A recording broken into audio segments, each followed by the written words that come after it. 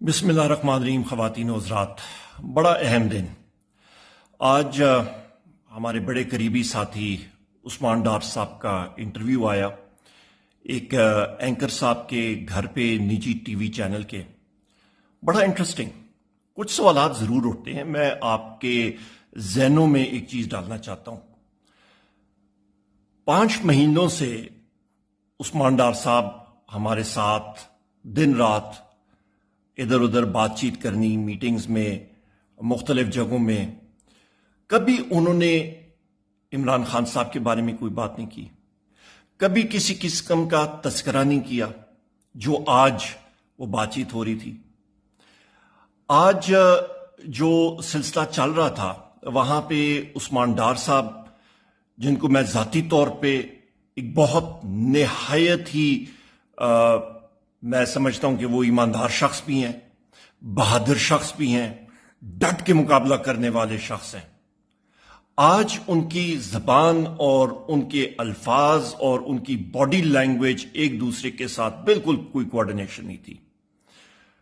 آپ مجھے بتائیں خواتین و حضرات کہ کسی کو ایک انفورسڈ ڈسپیئرڈ پرسن 1 مہینے کے لیے رکھا جائے، قید تنہائی میں رکھا جائے، اس کے ساتھ طرح طرح کا تشدد کیا جائے، اور اچانک ایک دن اس کو نمودار کر کے ایک میڈیا پرسن کے گھر پہ ان سے ایک چائے کے کپ کے اوپر انٹرویو دلایا جائے تو یہ کیا ہوگا؟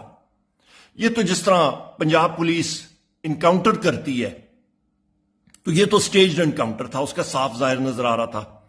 جس طرح کہ وہ پنجاب پولیس والے کہتے ہیں، عدالت کو دکھاتے ہیں کہ جی قیدی بھاگ رہا تھا اور ہم نے گولی مار دی، اور وہ جب فوٹو دیکھتے ہیں جج تو ان کو نظر آتا ہے کہ جی قیدی کے تو پیروں میں بھی بیڑی تھی اور ہتھکڑی لگی تھی، تو کدھر بھاگ سکتا تھا، کیا کر سکتا تھا. یہ تو وہ آج سٹیج انکاؤنٹر ہوا ہے بدقسمتی کے ساتھ عثمان ڈار صاحب کے ساتھ. آپ یہ بھی اندازہ لگائیں، عمر ڈار صاحب نے کل شام کو ہی ایک ویلاگ انہوں نے ریلیز کیا. وہ ڈیمانڈ کر رہے تھے کہ عثمان ڈار صاحب کو ریلیز کیا جائے، اور پی ٹی آئی کے حوالے سے، عمران خان صاحب کے حوالے سے بہت ہی مثبت باتیں، پازیٹیو باتیں. آپ مجھے یہ بتائیں خواتین و حضرات، ایک شخص جس کی والدہ، جس کے خاندان کے گھر پہ توڑ پھوڑ کیا جائے، جن کی والدہ کو تشدد کا نشانہ بنایا جائے، ان کو رات کے اندھیرے میں آ کے پورے خاندان کو در بدر کیا جائے، ان کی فیکٹری کو سیل کیا جائے، ان کے گھر کو سیل کیا جائے، اس سے کیا عکس کرتے ہیں آپ؟ یہ تو بالکل ایک بنانا ریپبلک کی طرح ہم لوگ اس طرف جا رہے ہیں. اچھا، پھر آگے ہم لوگ جاتے ہیں. سٹیج انکاؤنٹر کی بھی میں نے بات کر دی. ان کے بھائی عامر ڈار کو اریسٹ کیا گیا.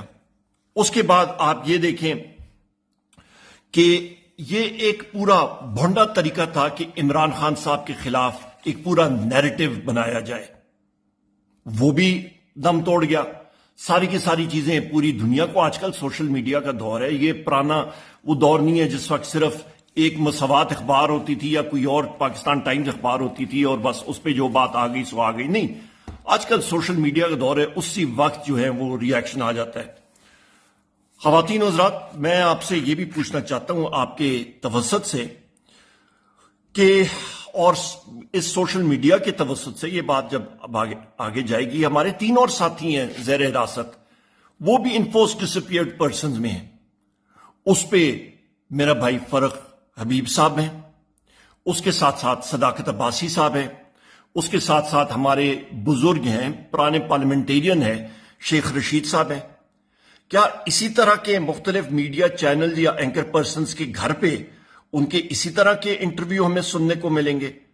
اس چیز کو بند کر دیں خدا را. 90 دن الیکشن کی طرف جائیں.